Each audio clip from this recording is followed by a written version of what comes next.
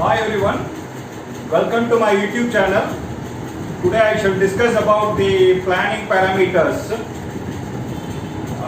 Before moving to the subject, I would like to thank all my subscribers and viewers for supporting my channel. Also, today is the last day of 2020. It has been a difficult year for everyone. So tomorrow is a new year. I wish you all a very happy and prosperous new year. So as I said, we will move to the planning parameters. So in this subject we will be discussing different topics like corporate area, super area, FSI, FAR. All these are governed by the local bylaws and it is a holy book for any builder or developer. So it is just like a Bhagavad Gita or a Bible or a Holy Quran. So it is so important for the builder because the pricing and the profitability are mostly determined by these bylaws. So therefore we will look into the details carefully, and also today in this topic we will be discussing the basic points, and subsequent topics we will be discussing the detailing of other parameters. So now we will move into the subject.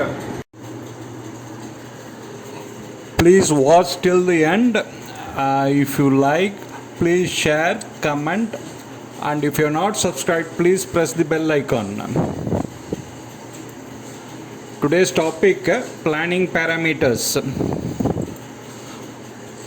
So the contents of this section is we are discussing about different names like carpet area, built up area or plinth area, super built up area or otherwise saleable area, FSI or FAR, different planning authorities, planning parameters, land uses, list of statutory approvals, building efficiency. Now these are all the topics which we will be covering now. So the carpet area. Now what we see is a plan of a building. So we have living and dining attached with a balcony, bedroom, toilet, kitchen, and we have the common areas, corridor, lift lobby, lift and staircase area. So the carpet area is basically the area which is shown in green except the balcony area, that is all the internal walls excluding the external walls. So that is the carpet area which is given under the RERA Act, which is a real estate regulatory authority. So it is all the internal areas excluding balcony and outer walls. So that is the carpet area. So built up area or plinth area is the carpet area plus balcony area and outer walls. So that is the built up area. So this is built up area, and same plan we have a bedroom, balcony, living, toilet, kitchen, and we have a common area, corridor, lift lobby, lift and staircase. So the carpet area plus external wall area plus balcony area is the total built up area.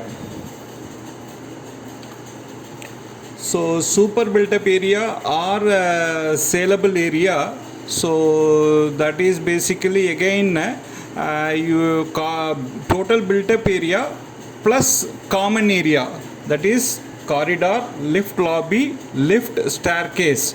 So that is the super area or super built up area or the saleable area.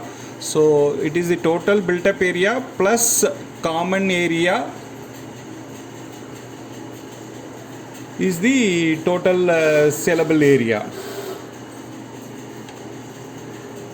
So now we see all the three plans together: carpet area, built up area and super built up area. Carpet area is the total internal area excluding the outer wall area and balcony area. So that is the carpet area. So we have seen built up area, we have seen super built up area. So all differences are shown. So So as same thing, carpet area is excluding the external walls, all the internal areas, and exclusive of balcony is the carpet area.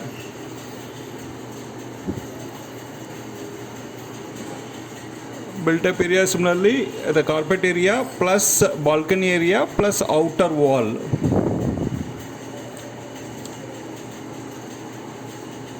So super built up area is same, built up area plus common area plus amenities area.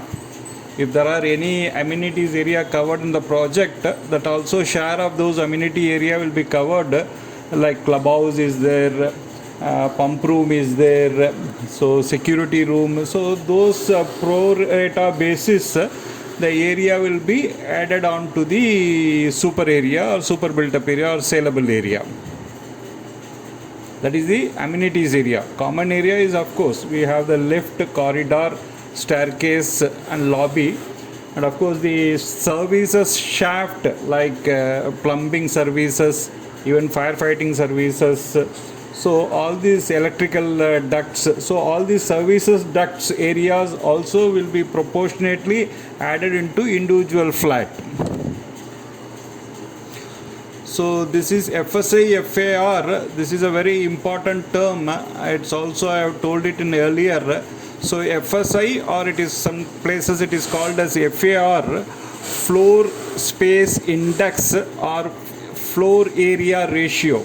So is the very critical term for any builder or developer, or for that matter anybody who interested in constructing. So this FSI FAR plays a very critical role. It is a maximum area that can be constructed on a plot of land. So this factor gives an idea of what is a maximum area that can be constructed on a plot of land. So basically it is regulated by the municipal or local authorities of the respective state governments. So these FSI norms are basically derived from National Building Code, and of course local bylaws being made for the enforcement at the local levels as per the requirements at the local level. So basically it has the data of National Building Code, and from there local bylaws are being derived and is applicable for the calculation of FSI and other planning parameters.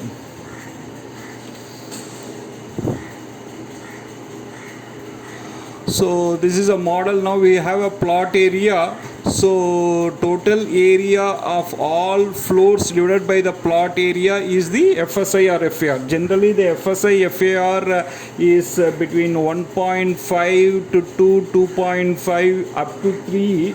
It is all mainly dependent upon the road width. If the width of the road is more on the highway or the ring roads, which is about more than about 100 meters, then we will find more high-rise building with a high FSI this thing. So up to 3 FSI may be permissible. Under normal circumstances, the FSI ranges between 1.5 to 3 FSI depending upon the location and the master plan areas.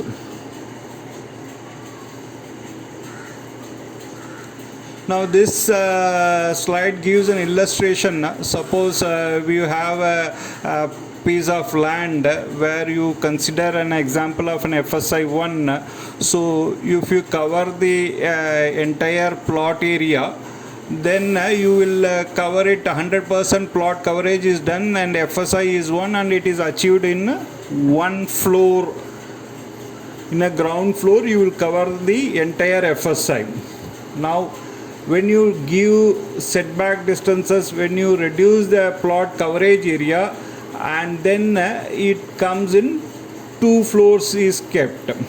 Now once you keep in 3 floors, the plot coverage area is further reduced and the total area is distributed in 3 floors. Now the higher the floors, the lesser is the plot coverage area. So if you want to build more floors and maintain the same FSI, size of each floor getting reduced. That is what you see from these figures very clearly. If you cover 100% of the plot area, then it will be one floor. If you do it 50%, then it will be two floors. If you do it in 3 floors, again the plot coverage is reduced. As you go more higher, the plot coverage area gets reduced. So that is the basic fundamental of the FSI and the built up area and the height of the building.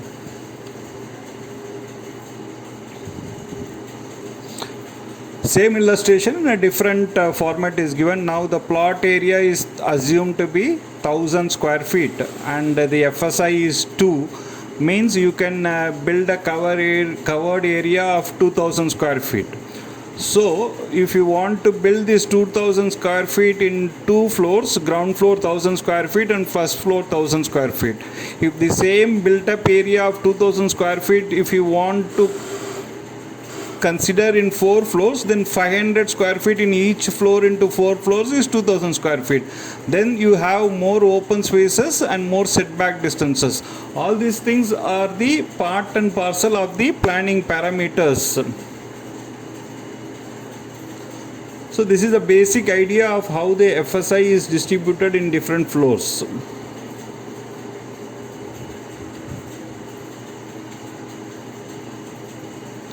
So FSI, floor space index, directly tells us about the maximum permissible floor area that can be built on a plot.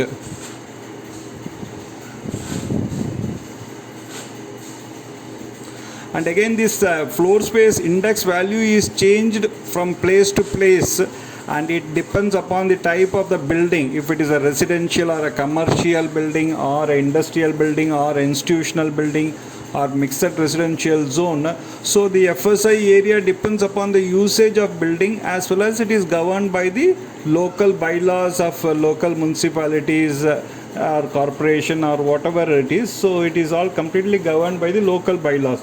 But the basic fundamental of carpet area, plinth area, FSI, all that remains will be same. Now when we have a building, so we have a FSI area. We have seen already what is FSI, what is built up area and super built up area. Now there are some non-FSI areas. So if in a building there are certain areas which are not covered under the FSI. So those are all basically listed in 10 different points. That is in the final terrace. Above terrace you have a lift machine room, LMR or staircase, overhead rooms. So those things, architectural elevation, water tanks are all not covered under the FSI. Again, staircase and lift rooms and passage, there too in the stilt floor or upper floors where they are used only for parking, then those staircase, lift rooms and passage, etc., which are used only, those floors which are used only for parking are not covered under the FSI. They are non-FSI areas. Area of the basement floor or floors used for parking will not come under the FSI areas.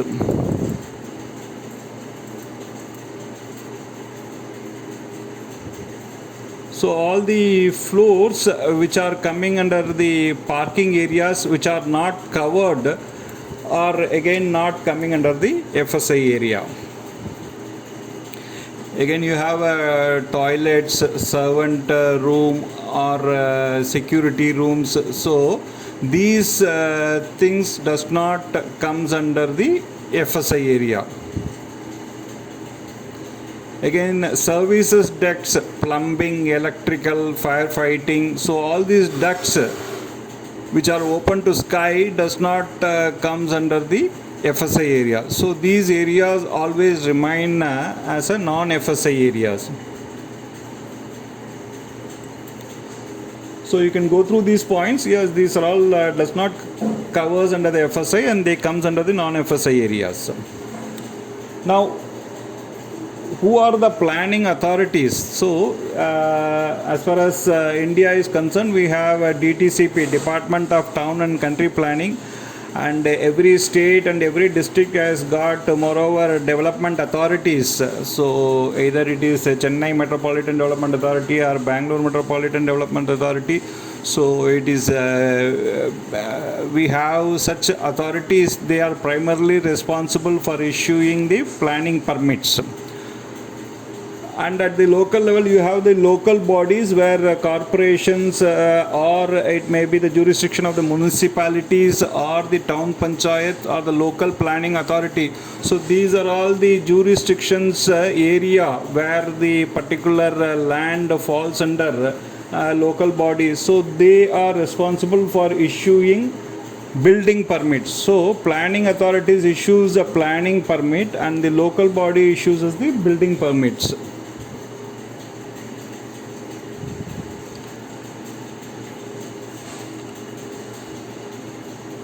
So there are various planning parameters. So the planning parameters are generally vast, but they get revised from time to time based on the requirements of the development. Considering the development, there will be some small modifications and amendments take place in the planning parameters. However, the major basic point shall remain same. Once we get used to these applications of these parameters, then it becomes very easy and it always register in our mind. So the even selection of the site is basically anybody select a land site is purely based on planning parameters. What nature of construction is permitted on those land is very important. Land use of that particular site is very important. So there will be a master plan where every land will be classified for certain land usage.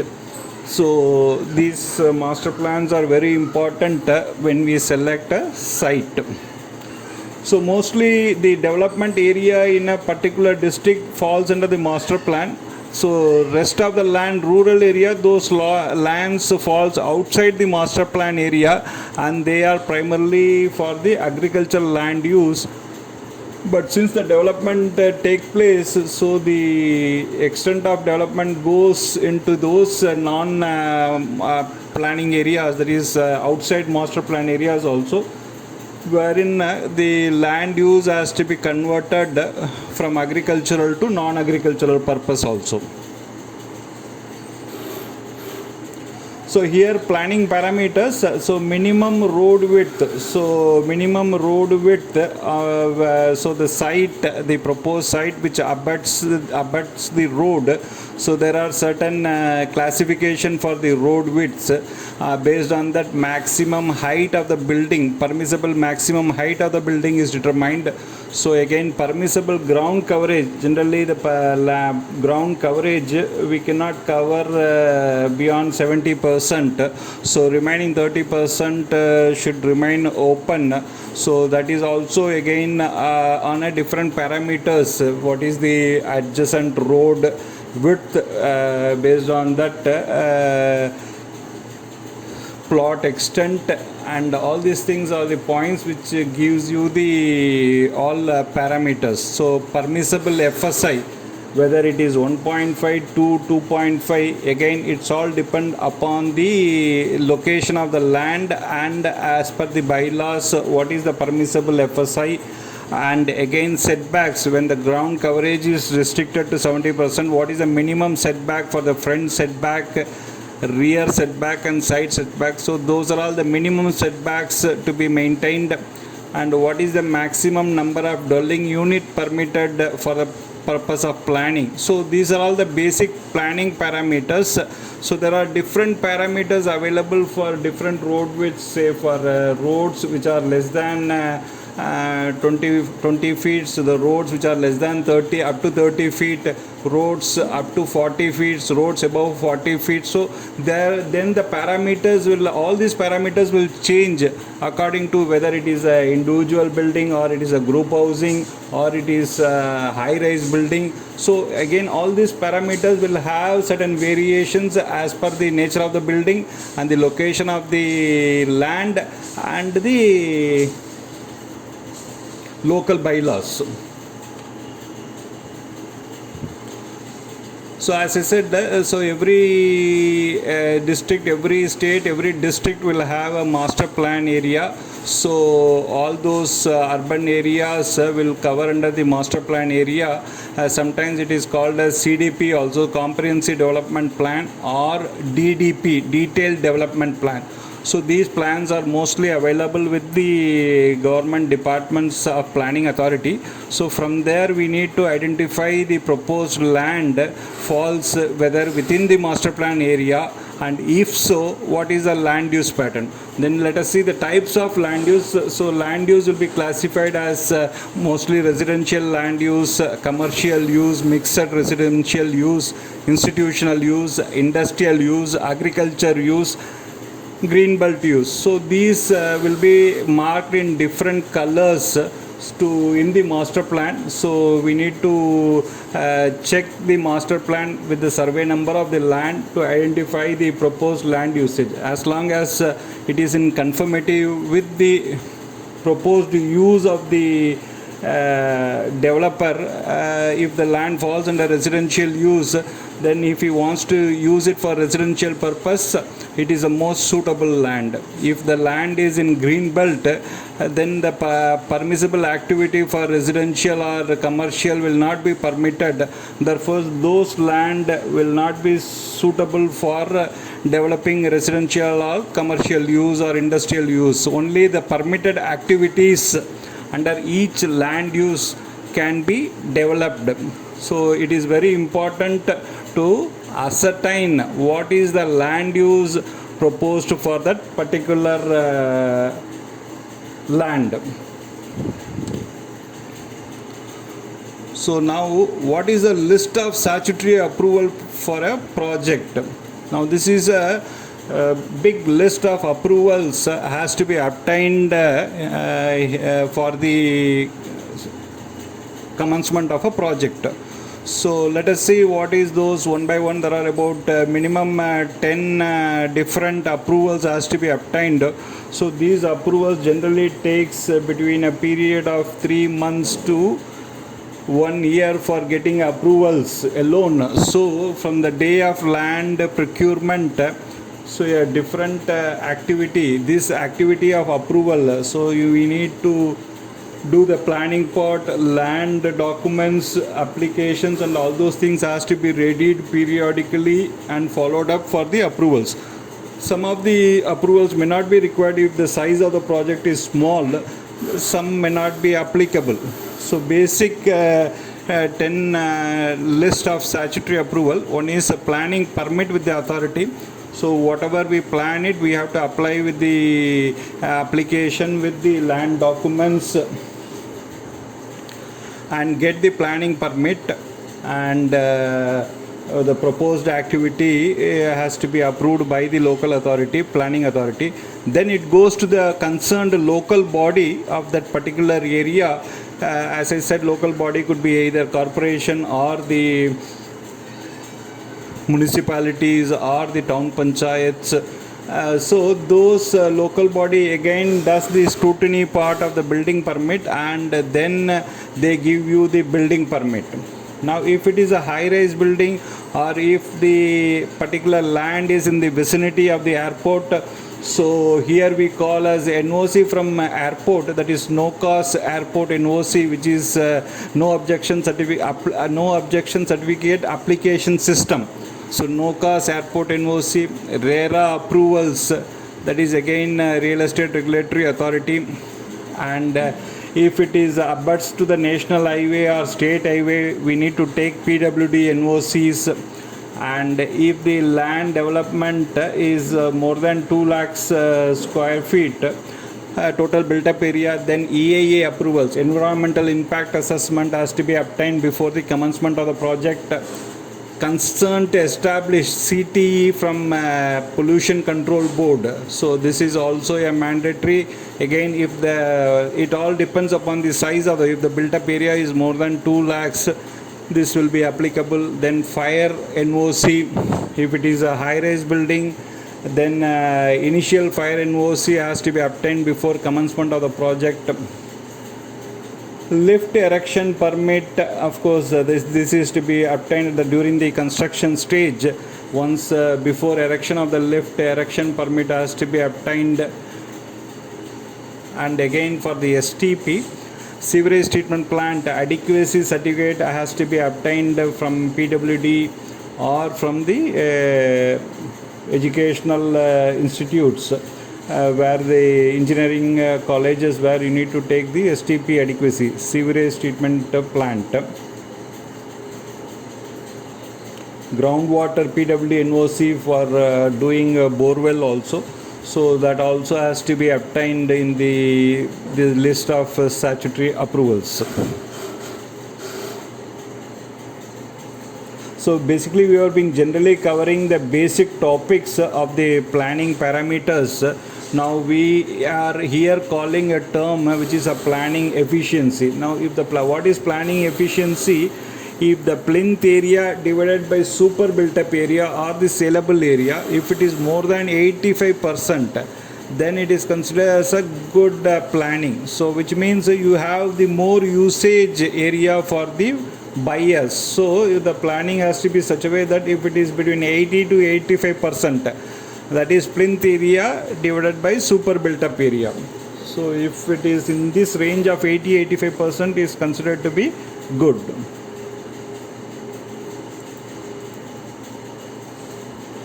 So these are all other building parts terminology. What is balcony, what is corridor, what is sajja, what is lobby. We have seen this balcony which does not covers under the carpet area. It is a projecting slab outside the building on any floor above ground floor covered by handrail or parapet wall.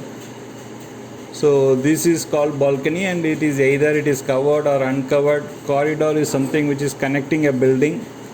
Sajja, which is over the windows, and lobby is again a common area which connects two different rooms, or it is connects to different buildings, flats. And you have a courtyard, porch, pavement, veranda, and terrace. So these are all the general building terminology which is used for the planning purpose.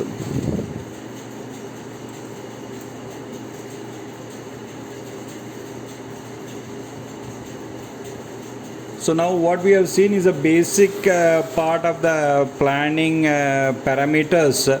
Once we are familiar with this, then I shall discuss on the next topic as how these FSI or FAR is converted into the sale price, how the sale price is derived, how the profitability of the builder is derived from the FSI FAR, how the land cost is loaded, pro rata basis is loaded, and similarly undivided share of land, how it is loaded on different floors and different apartments. So all these things are the part of the planning parameters. All understanding these basic details which we have covered now is very important.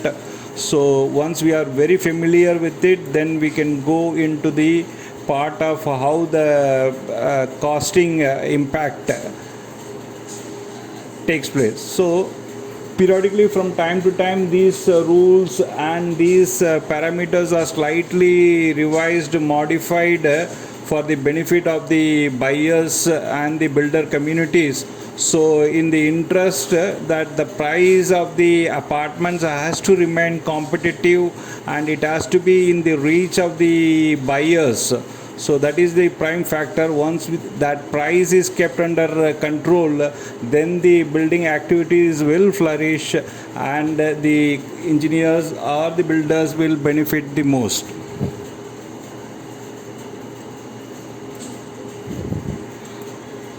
Thanks for watching. So if you like, please share it and comment it. And if you have not subscribed, please subscribe and press the bell icon. Thank you.